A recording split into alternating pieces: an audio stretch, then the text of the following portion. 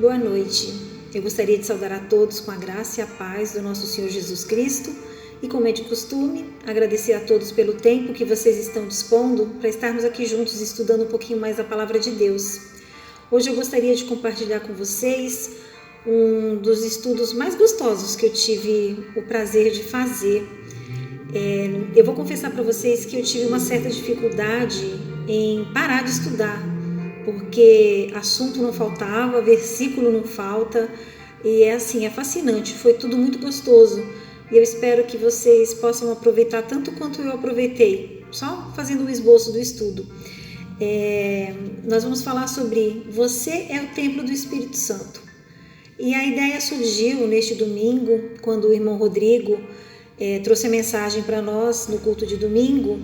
E se você não pôde ir, se você não teve a oportunidade de assistir, não tem problema, eu vou deixar aqui embaixo o link do culto na nossa página do Facebook e assista. Foi assim, no mínimo perturbador, mas é bom, né? Quando a palavra não incomoda, alguma coisa está errada. Então vamos lá. O tema da pregação do nosso irmão foi Casa Desolada, e ele usou o livro do profeta Ageu. Vocês lembram dos profetas menores? Então, Ageu era um profeta menor. E lembrando, menor não é porque fosse menos importante, mas menor porque ele escreveu uma quantidade menor de material.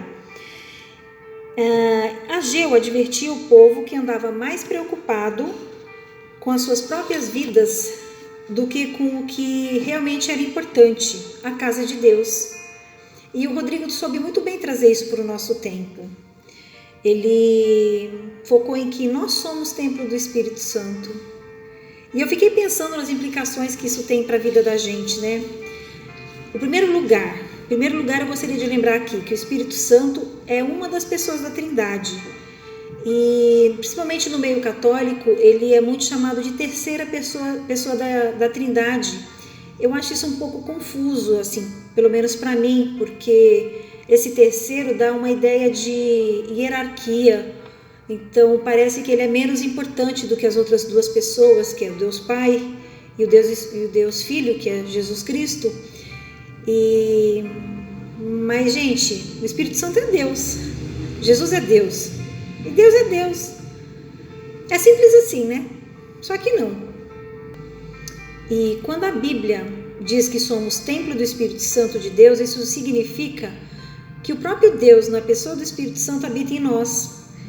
Em sua primeira carta aos Coríntios, Paulo fala no capítulo 6, versículo 19: Acaso não sabem que o corpo de vocês é santuário do Espírito Santo que habita em vocês, que lhes foi dado por Deus e que vocês não são de si mesmos? A descrição de templo nos lembra do templo de Deus. Lembra do templo que foi construído por Salomão? Então, o templo de Deus, ele era dividido em algumas partes. E hoje em dia, o ser humano é o templo. A alma ou o espírito, como vocês preferirem, é o santuário. O entendimento, o coração. O lugar santo. E o corpo, o alpendre e o exterior do edifício. E ninguém além de Deus é digno de ter um templo. E o Espírito Santo é. Ele é digno e ele é Deus. Ainda em 1 Coríntios 6, versículo 20, Paulo diz: Vocês foram comprados por alto preço, portanto, glorifiquem a Deus com o corpo de vocês. Aqui Paulo mostra que o valor pago foi o sangue de Jesus. É um preço muito alto, eu vivo falando isso, um preço muito caro. E se fomos comprados, resgatados e redimidos por Jesus Cristo, então nós somos seus servos. Somos chamados de filhos, mas ainda assim somos servos, e lhe devemos obediência e fidelidade.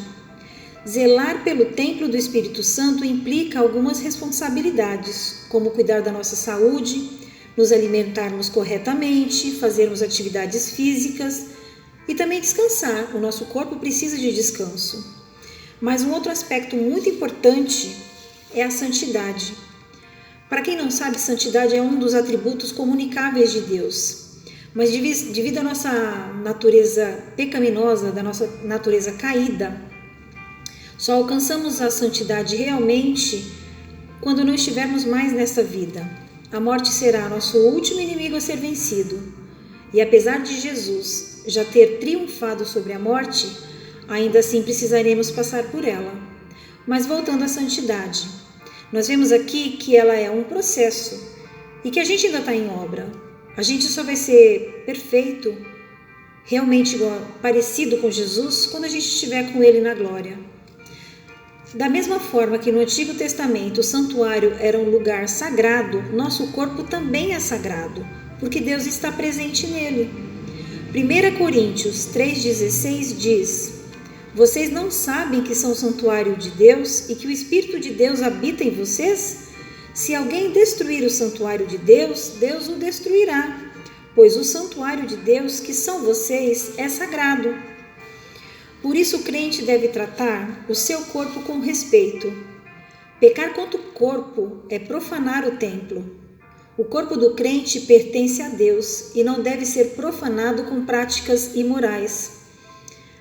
Então isso tudo também quer dizer que todos nós somos templo do Espírito Santo?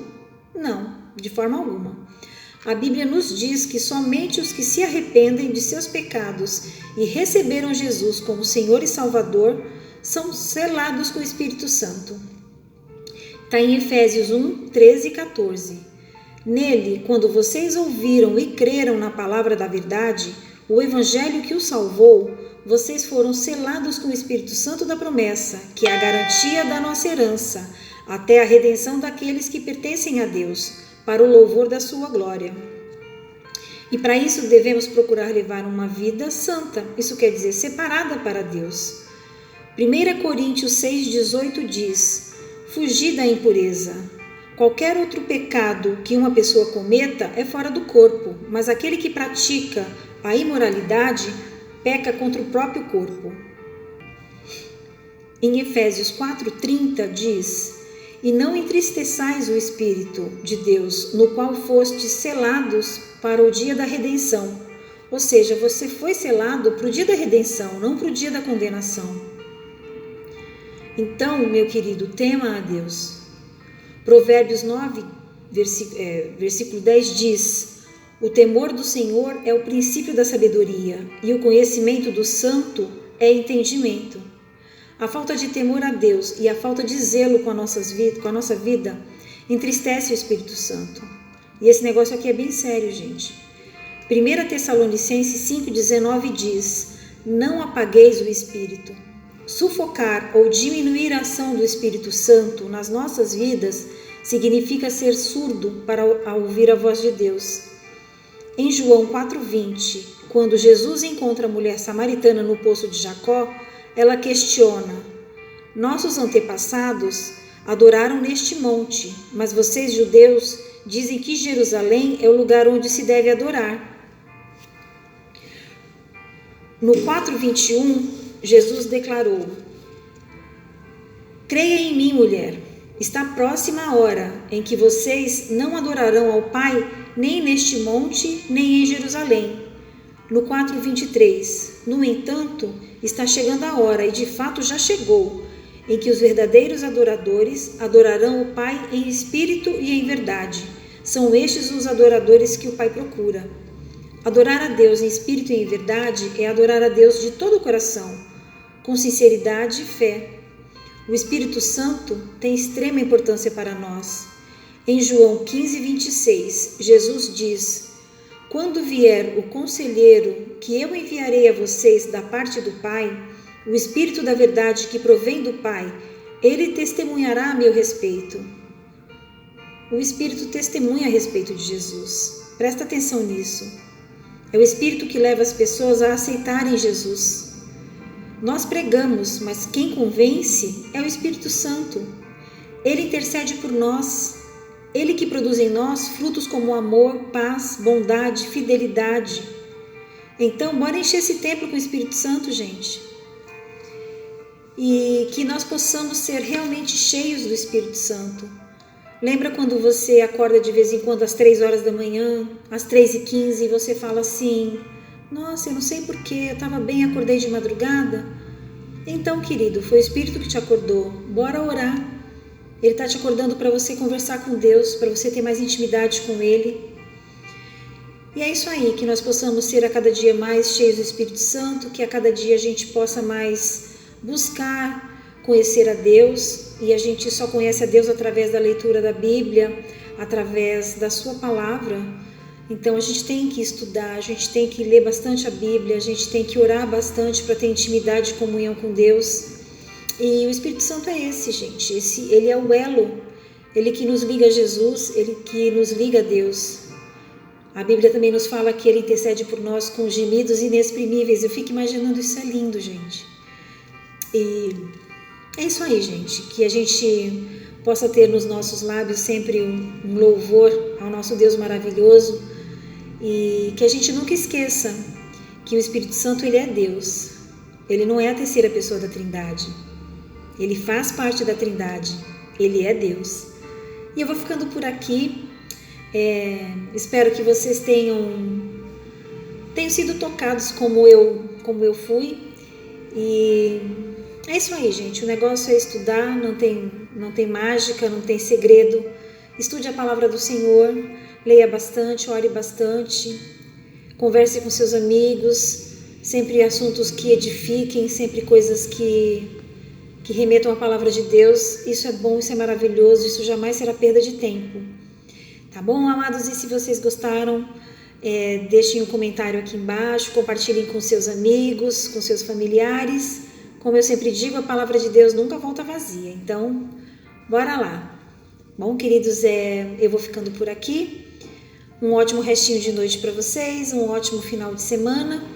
E semana que vem tem mais, se Deus quiser. Fiquem com Deus.